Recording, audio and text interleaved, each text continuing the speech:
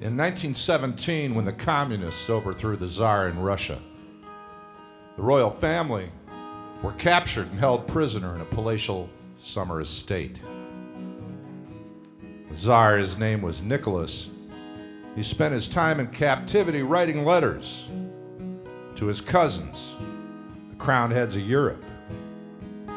His letters were smuggled out, but you know, his cousins, the crowned heads of Europe, were busy at the time.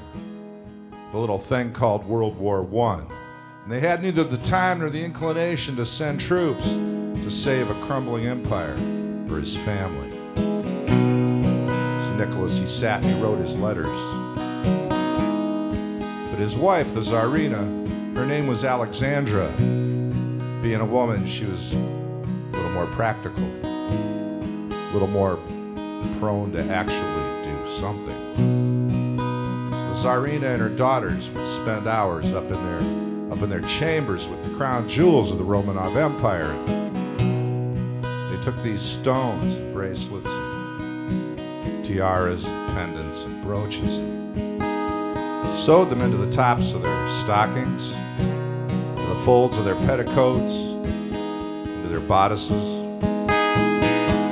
And in order to ensure that they weren't discovered, they'd walk around all day long, like 60 pounds of jewelry sewn into their underwear.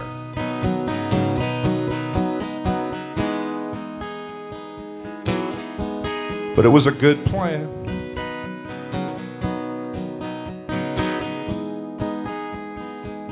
It was a really good plan. Hell, it was a great plan. And it worked.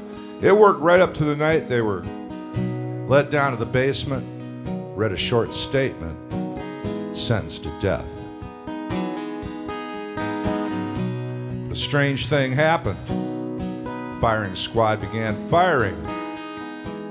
The Tsar and his son, they crumbled and fell immediately, but the women just stood there.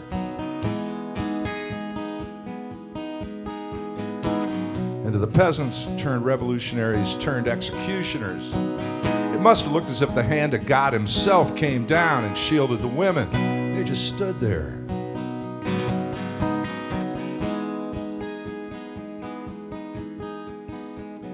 You got 60 pounds of jewelry sewn into your underwear, a lot of bullets are going to bounce off. The sheer volume of the gunfire prevailed. After a while, all was still in that basement.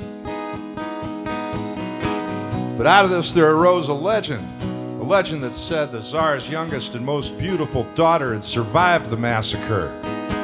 And in the 1930s and 40s, several women came forward claiming to be the lost princess of the Romanov Empire. Now, in most cases, they were easily proven fraudulent. It was a good story. They love a good story in Hollywood, don't they? Hollywood. They eat up good stories and they spit them back out at us. This one starred Ingrid Bergman or Greta Garbo or one of those icy blondes with big shoulders.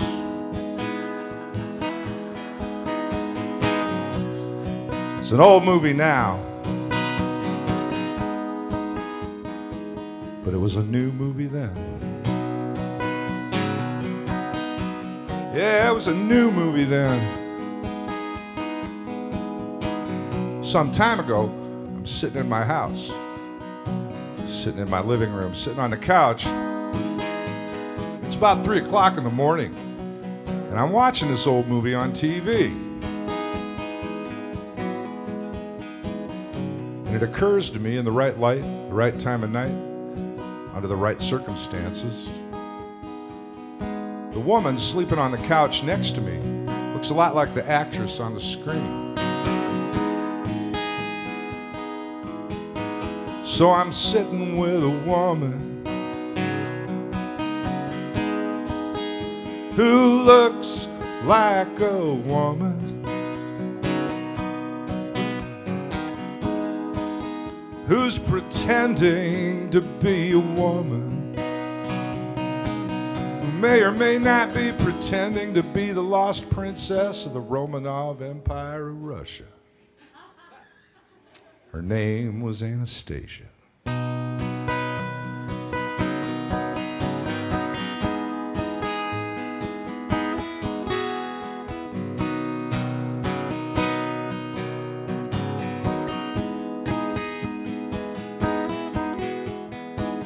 Anastasia cried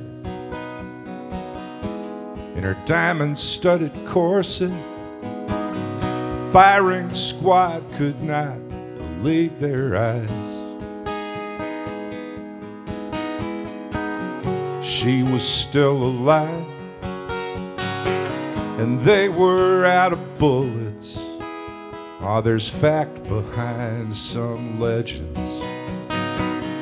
There's truth behind some lies. I knew a woman once, she was just like Anastasia, fainting when the shooting starts, running when it quits. And nothing mattered to her. She had selective amnesia. She said, use it while you got it, wear it while it fits. But I know you, your name is Anastasia. You went away a long, long time ago. You look just like that actress, the one who played you in between commercials on the Late Late Show.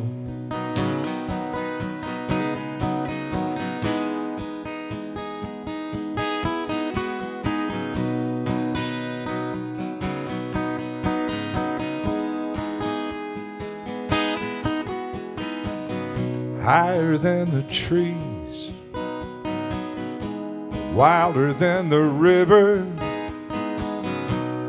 that's where she took me, and I liked the view. The trick is in the choice between never and forever. If God is in the details, you know the devil gets his due. Hey, I know you, your name is Anastasia. You went away a long, long time ago. You look just like that actress, the one who played you in between commercials on the Late Late Show.